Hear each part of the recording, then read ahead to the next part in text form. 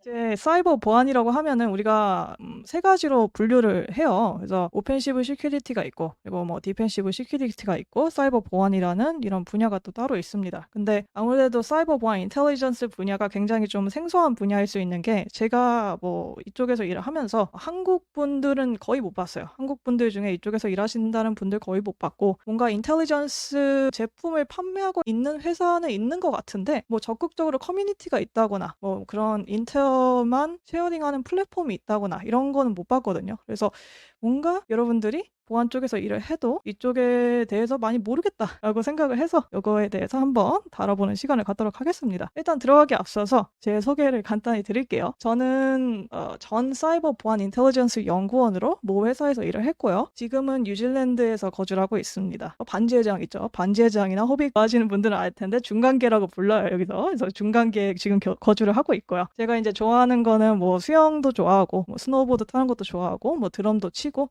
프로배구를 굉장히 좋아합니다. 이런 뭐 스포츠나 뭐 스포츠 관람을 굉장히 좋아하고 취미로 가지고 있는 그런 사람입니다. 그리고 현재는 레드라쿤 보안 커뮤니티를 운영을 하고 있고요. 네, 사이버 보안 인텔 도메인을 우리가 아까 세 도메인 중에 하나라고 했죠. 그래서 디펜시브 시큐리티, 오펜시브 시큐리티, 마지막 사이버 보안 인텔 이렇게 있는데 용어를 알아보자면은 APT라고 해서 그런 국가 배후 해커 그룹이 있고요. 또 뭐 킬체인 프레이즈라고 하는 프레임워크도 있고 TTP라고 하는 뭐 마이라텍과 하는 그런 프레임워크도 있습니다. 또 뭐 IOC, IOA 뭐 이러한 전문 보안 인텔 산업 용어를 여러분들이 알고 가면 되고요. 그리고 이제 직업군에는 CTI 애널리스트라는 직업이 있고 그리고 뭐 세큐리티 리서처라고 해가지고 뭐 APT라든가 뭐 사이버 갱이라든가 이런 외부 해커 그룹을 트래킹한다거나 이제 연구를 한다거나 이런 분들을 이제 세큐리티 리서처라고 부릅니다. 그리고 이제 malware 애널리스트라고 해서 malware 샘플을 가지고 뭐 분석을 하시는 분들 그런 분들 계시고 세큐리티 인티그레이션 엔지니어 같은 경우는 뭐 이런 SIEM이나 EDR, XDR, 뭐 VM 이런 여러 가지 솔루션들을 같이 통합해주는 그런 엔지니어 분들도 따로 있습니다. 그리고 이제 솔루션 디벨롭먼트라고 해가지고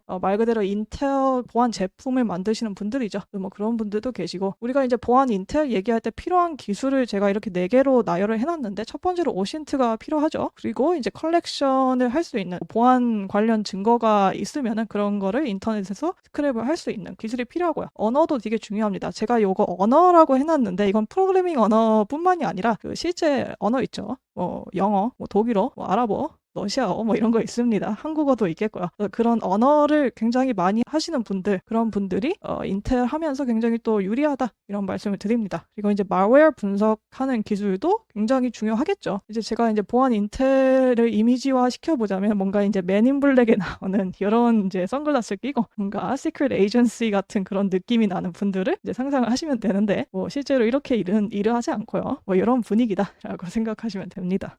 사이버 보안 인텔 쪽에서 일을 한다 그러면은 저는 이런 질문을 굉장히 많이 들었어요. 정보 수집은 불법 아닌가요? 뭔가 하면 안 될 것 같은 느낌이 들어요. 그렇죠? 인텔 쪽이니까 정보 수집을 하고 뭐 이런 일을 하기 때문에. 그런데 공개된 인터넷상에 존재하는 모든 정보는 사실상 우리가 공개된 정보라고 얘기를 할 수가 있습니다. 그래서 여러분들이 인터넷상에서 뭐 로그인을 하지 않고 그냥 바로 내가 이 구글을 치고 네이버 치고 이러면은 정보 나오잖아. 공개된 정보가 있잖아. 그런 정보를 보는 거는 그냥 뭐 공개된 정보니까 뭐 불법이 아니에요. 그런 걸 수집하는 건 불법이 전혀 아닌데 그리고 이제 뭐 다크웹이라고 해가지고 뭐 서피스웹, 딥웹, 다크웹 있죠. 뭐 다크웹이라고 해가지고 굉장히 뭐 음지에 있는 그런 정보들도 사실상 공개된 정보라고 하면은 그거를 수집하는 거는 불법이라고 보기 굉장히 애매합니다. 특정 목적을 위해 수집된 정보를 불법 행위에 사용하게 되면은 불법이 되겠죠.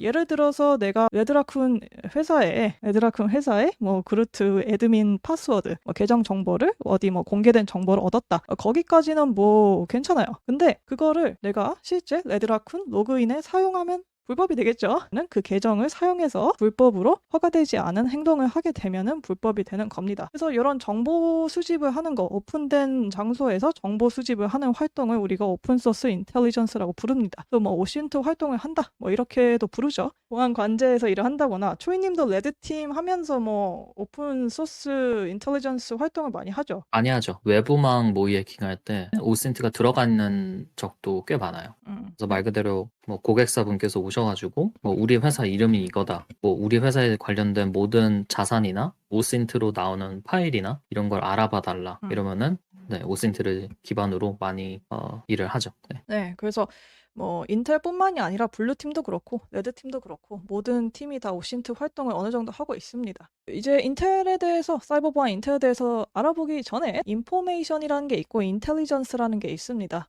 인포메이션도 정보라는 뜻이고 인텔리전스도 정보라는 뜻입니다. 둘 다 한국어로 해석하면 정보라고 나와요. 근데 이 인포메이션 정보랑 인텔리전스 정보는 다른 뜻입니다. 제가 이제 이 정보에 대해서 얘기를 할 때 설명을 드릴 때 이 정보 인포메이션 정보라는 게 있고 인텔리전스 정보라는 게 이게 있고 그 위에 데이터라는 게 존재한다고 얘기를 합니다. 데이터라는 게 이제 가장 상위 개념인 건데 데이터라고 하는 거는 뭐 예를 들어서 1, 2, 3 이런 숫자들 있죠. 이런 숫자 같은 경우는 뭐 아무 의미가 없어요. 그냥 1, 2, 3 이렇게 나와 있습니다. 그래서 이러한 날 것에 뭐 무언가가 이렇게 있는 거를 우리가 데이터라고 합니다. 그런데 이 데이터들을 뭔가 더 필터링을 시켜서 정보화 시키면은 데이터가 정보가 되는 거죠. 예를 들어서 지금 1, 2, 3 이런 아무런 의미가 없었던 이런 데이터를 섭씨 단위를 붙여가지고 1도, 2도, 3도라는 정보가 된 겁니다. 그래서 이런 날 것의 무언가를 정보화 시킨 의미가 있는 어떤 무언가로 바꿔주는 이런 행위를 정보화라고 부르죠. 그런데 이 정보를 뭔가 더 필터링을 시켜서 우리가 인텔화 시킨다고 또 얘기를 합니다. 1, 2, 3 또 이렇게 1도, 2도, 3도 이런 식으로 그냥 놓으면은 뭐 온도인 건 알겠는데 그래서 뭘 얘기하고 싶은 거니? 라고 또 물어보게 되죠. 정보화 시킨 정보를 가지고 스토리텔링을 할 수 있을 때 인텔화 시킨다고 얘기를 해요. 그래서 이런 정보를 우리가 모아서 컬렉팅을 해서 이런 식으로 서울의 뭐 연중 기온 이런 그래프를 만들어서 인텔화 시키고 스토리텔링을 할 때 우리가 인텔화 시킨다고 얘기를 합니다. 그래서 여러분들 사이버 보안 인텔에서 일을 할 때는 이 인텔에 집중을 해서 봐야 돼요. 정보가 아니라 정보를 스토리텔링화 시키는 이 인텔을 중점으로 봐서 우리가 일을 해야 됩니다. 그래서 사이버 보안 인텔리전스가 도대체 뭐냐? 우리가 공격팀을 레드팀이라고 부르고 레드팀을 뭐 오펜시브 시큐리티 도메인이라고 또 부릅니다. 방어팀도 똑같이 뭐 블루팀이라고 부르고 디펜시브 시큐리티라고 부르죠. 사이버 위협 인텔도 똑같아요. 그냥 뭐 사이버 위협 인텔, 사이버 트레 인텔, 사이버 보안 인텔, 뭐 사이버 인텔 뭐 이런 식으로 뭐 부르시면 됩니다. 아무렇게나 부르면 돼요. 근데 저는 이제 귀찮으니까 사이버 인텔이라고 부르도록 하겠습니다. 그래서 이 사이버 인텔 팀이라는 거는 예를 들어서 우리가 공격자가 있고 방어자가 항상 있어요. 공격자가 방어자를 이런 식으로 공격을 하고 있는 상황에서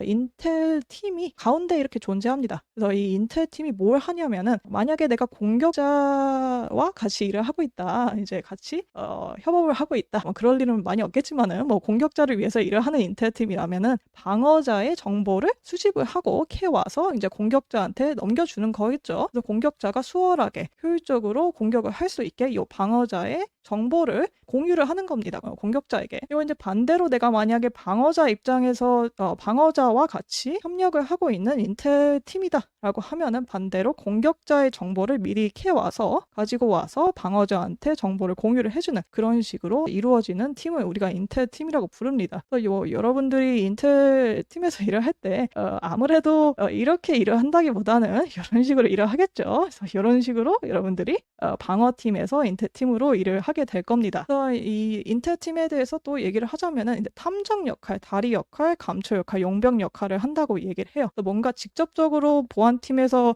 눈에 띄는 활동은 하지 않는데 굉장히 중요한 역할을 하죠. 중간에서 정보를 공유를 해주고 최대한 효율적으로 일을 하고 공격을 하고 방어를 할 수 있게 도와주는 그런 팀이다라고 생각을 하시면 됩니다. 그래서 결론적으로 말하자면은 악의적인 목적을 가진 위협 행위자라고 부르죠. 해커라고 부르는데 이런 해커들을 추적하고 그런 팀 인력 리소스를 사이버 보안 인텔이라고 부릅니다. 좀 더 나아가서 사이버 보안 인텔리전스 역할에 대해서 알아보도록 하겠습니다. 우리가 인텔 팀이 이렇게 있다고 했죠. 그래서 이 인텔 팀이 할 수 있는 활동이 크게 세 가지로 구분이 돼요. 첫 번째로 오신트 활동을 한다 했습니다. 이거는 뭐 여러분들도 지금 당장 할 수 있는 거예요. 예를 들어서 구글 가서 구글링을 한다거나 같은 데서 다른 사람이 공유하고 있는 공격자의 정보를 알아온다거나 텔레그램도 있죠. 그래서 뭐 텔레그램에서 뭐 여러 가지 있죠. 사이버 랜섬웨어 갱이라든가 그런 정보를 여러분들 가지고 올 수 있고 또 포럼이나 마켓플레이스라고 해가지고 이런 거 같은 경우는 로그인 계정을 판다거나 뭐 신용카드 정보를 해커들이 수집을 한 거를 팔고 있다거나 뭐 이런 또 포럼이나 마켓플레이스가 존재합니다. 그래서 이런 데 가가지고 여러분들이 이 공격자의 정보를 또 파악할 수 있습니다. 그리고 이제 마지막으로 다크웹 쪽으로 좀 더 딥하게 들어가서 아예 다크웹 쪽으로 가서 랜섬웨어 갱들의 정보를 알아온다거나 뭐 이런 거를 여러분들이 또 할 수 있는 그런 활동을 합니다. 그래서 오신트 활동을 첫 번째로 할 수 있고요. 만약에 내가 오신트 활동을 했는데 이 정보를 못 가지고 왔어. 정보를 찾아내지 못했어. 라고 하면은 이 인텔 쉐어링 플랫폼으로 또 들어가게 됩니다. 이 인텔 쉐어링 플랫폼이란 게 뭐냐 하면은 그냥 쉽게 얘기하면 커뮤니티야. 커뮤니티. 그래서 뭐 레딧 이런 거 있잖아요. 그래서 레딧 이런 것도 커뮤니티고 페이스북도 커뮤니티고 디스코드도 커뮤니티죠. 그래서 여러 사람들이 모여서 정보를 공유하는 그런 장소인데 인텔을 위한 장소입니다. 지금 인텔 활동을 하고 있는 게 여러분만 있는 게 아니죠. 그래서 다른 인텔 팀도 있겠고 다른 뭐 인텔 연구원들이 서로 모여서 본인이 찾은 여러 공격자 정보를 공유를 하는 겁니다. 그래서 내가 타겟 이 정보를 찾지 못해도 여기서 누군가 나의 타겟 정보를 알고 있다면은 공유를 해주고 또 공유를 받는 그런 인텔 쉐어링 플랫폼에서 정보를 얻어갈 수 있습니다. 그리고 이게 굉장히 재밌는 분야인데 마지막으로 여러분들이 페르소나 오퍼레이션이라고 있어요. 그래서 이게 뭐냐면은 페르소나가 뭔지부터 얘기를 해야겠죠. 여러분들 뭐 페르소나가 뭔지 아나요? 네, 인격 같은 거. 맞아요. 인격이죠. 뭐 성격, 인격이란 뜻인데 인터넷상에서 페이크 아이덴티티죠. 그래서 가짜 인격체를 만드는 겁니다. 뭐 사실상 소셜 미디어에서 내 본명을 굳이 밝히지 않아도 돼요. 그렇죠? 뭐 아무렇게나 이름 짓고 저도 그루트라고 그냥 활동을 하잖아요. 인터넷상에서 이런 페르소나, 가짜 페르소나를 만듭니다. 페르소나를 만든 다음에 이 공격자한테 뭐 이메일을 보낸다거나 뭐 텔레그램으로 유도를 하는 거죠. 뭐 랜섬웨어 갱이라면은 나 랜섬웨어 지금 너네 랜섬웨어를 가지고 이러이러한 회사한테 뿌리려고 하는데 같이 좀 일 좀 해보자 이러면서 얘네들한테 접근을 해서 정보를 캐오는 겁니다. 그래서 요거를 페르소나 오퍼레이션이라고 부르고 있어요. 근데 요거는 뭐 공식적으로 제가 봤을 때는 확인된 건 없는데 이런 활동을 하시는 분들은 하고 계실 거라고 생각을 합니다. 그리고 이제 사이버 위협 인텔 라이프 사이클이라는 게 또 존재합니다. 우리가 그냥 뭐 무작정 가가지고 아무 정보를 가지고 오면 안 되잖아요. 우리는 항상 목표가 있어야 됩니다. 그래서 여러분들이 사이버 위협 인텔 활동을 할 때 이런 식으로 순차적으로 진행을 해야 되는데 첫 번째로 목표 설정을 해야겠죠. 예를 들어서 내가 뭐 러시아 APT에 정보를 캐오고 싶다. 라고 이제 러시아 APT 이렇게 목표 설정을 합니다. 그런 다음에 그 APT 그룹에 정보를 수집을 해야겠죠. 수집을 한 다음에 수집된 정보를 가지고 처리 활동을 합니다. 처리를 하고 본격적으로 분석을 한 다음에 그걸 배포를 하고 마지막으로 피드백을 받는 식으로 이런 식으로 Threat Intelligence Life Cycle을 통해서 인텔 활동을 하고 있습니다. 인텔리전스 실제 사례를 몇 개 제가 가지고 왔는데 사이클롭스 랜섬웨어라고 있어요. 사이클롭스라고 하는 그 랜섬웨어 그룹의 애드민 패널, 다크웹에 존재하는 애드민 패널 스크린샷을 가지고 오고 그래서 얘네들이 도대체 어떤 애들인가 이런 걸 추적을 하는 그러한 블로그 포스트를 올렸는데 굉장히 좀 흥미롭죠. 왜냐면은 이 애드민 패널에 들어갔다라는 거는 페르소나를 이용해서 얘네한테 같이 일을 하자. 너네 애드민 패널 로그인 아이디 비밀번호 좀 알려줘. 좀 들어가서 같이 일을 하자. 이렇게 한 거기 때문에 실제로 페르소나 오퍼레이션을 한 결과를 이렇게 또 보여줬습니다. 그리고 뭐 텔레그램 들어가면 킬넷이라고 하는 사이버 갱 그룹이 있는데 얘네들 같은 경우도 뭐 텔레그램에 가면은 그 본인들 텔레그램 채널을 운영을 하고 있습니다. 그래서 뭐 가끔 보면 되게 재밌는 거 많아요. 뭐 재밌는 건지 모르겠는데 사이버 스쿨이라고 강의도 팝니다. 그래서 어떻게 하면은 정보원의 눈을 피해서 범죄를 할 수 있는지 뭐 이런 강의도 팔기 때문에 이런 애들을 추적을 하는 일을 한다라고 생각을 하면 돼요. 그래서 사이버 보안 인텔 팀이 필요한 분야를 크게 5가지로 이렇게 나눴습니다. 여러분들 인텔리전스 팀에서 일을 하면은 첫 번째로 보안 관제한테 도움이 되겠죠. 그래서 보안 위협 우선순위를 정리를 하는 데 있어서 굉장히 도움이 됩니다. 사고 대응을 하는데도 당연히 도움이 되겠죠. 이제 사고가 났을 때 어떤 사고를 우리가 먼저 대응을 해야 되는지 어떤 공격자의 공격이 더 위험한지에 대해서 이제 순차적으로 조사를 하고 대응을 하게 됩니다. 이거 이제 엔지니어링 팀한테도 도움이 돼요. 이런 방어 기제나 방어 솔루션들을 어떻게 하면 최적화된 방어책을 구축을 할 수 있는지 알려주는 그런 팀이 되겠습니다. 그리고 이제 비즈니스 운영이라고 해가지고 지속적인 비즈니스 운영 및 자산 관리를 하는데 도움이 됩니다. 마지막으로 취약점 관리를 하는데도 당연히 도움이 됩니다. 해커 그룹이 어떤 취약점을 가지고 가지고 뭐 지금 해킹을 하고 있다. 뭐 이런 뉴스가 뜨죠. 그러면은 이 인텔리전스 팀이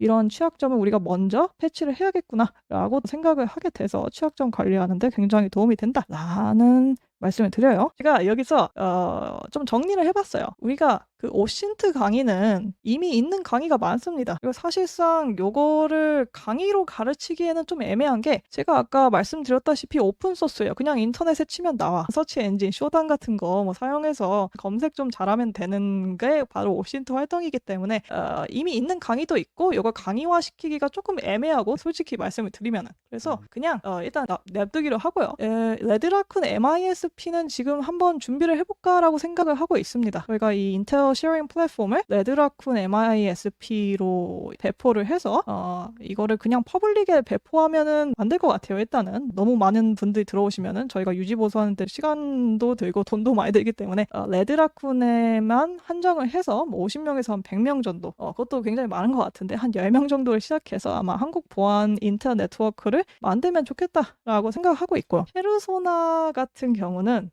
모르겠어요. 이것도 아마 없는 강의일 겁니다. 있으면 되게 유명하겠죠.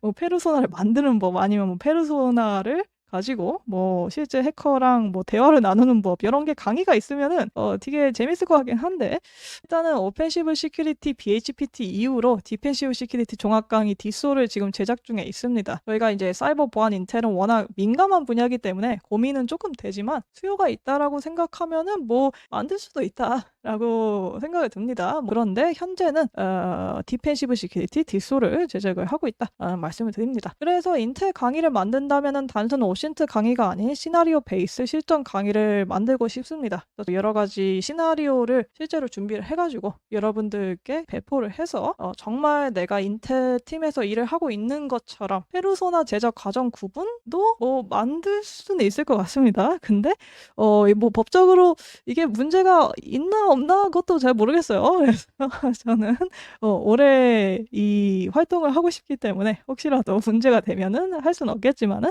요것도 한번 생각을 해보겠습니다. 근데 다루지 않을 분야가 있어요. 뭐 휴민트 있죠. 뭐 휴민트, 이민트 같은 군사 관련 기술은 못하죠. 뭐 페르소나나 아까 얘기했듯이 MISP를 사용하는 방법 뭐 이런 거 정도로 해가지고 한번 만들 예정에 있습니다. 감사합니다.